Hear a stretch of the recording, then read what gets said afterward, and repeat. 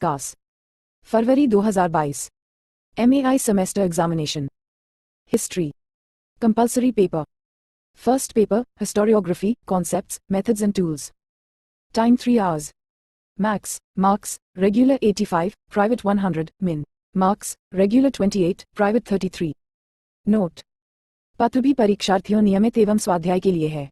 सभी 5 उम्रों के उत्तर दीजिए। सभी प्रश्नों के अंक समान है। दृष्टि बाधित परीक्षार्थियों के लिए 60 मिनट अतिरिक्त समय की अनुमति है।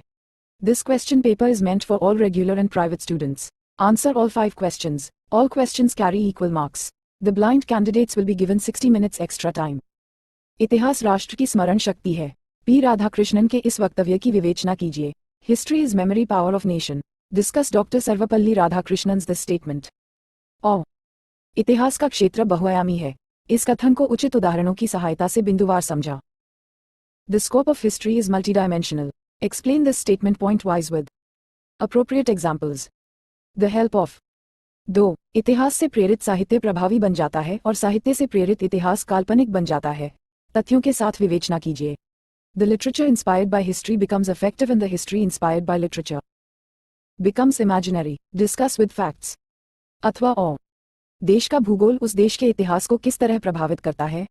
भारत के संबंध में स्पष्ट कीजिए। How does the geography of a country affect the history of that country? Clarify in connection with the history of India.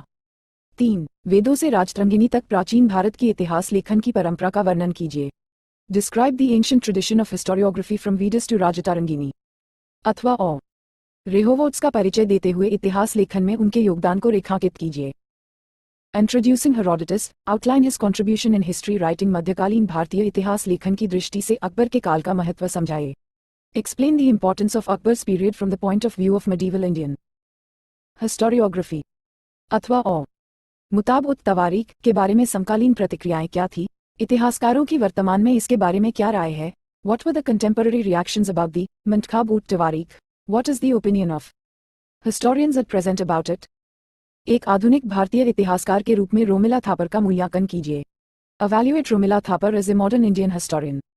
अथवा और आधुनिक भारतीय इतिहास लेखन की प्रवृत्तियों का वर्णन करते हुए उनके कुछ प्रमुख इतिहासकारों के इतिहास लेखन का उल्लेख कीजिए। Describe the trends of modern Indian historiography. Mention the history writing of their main historians.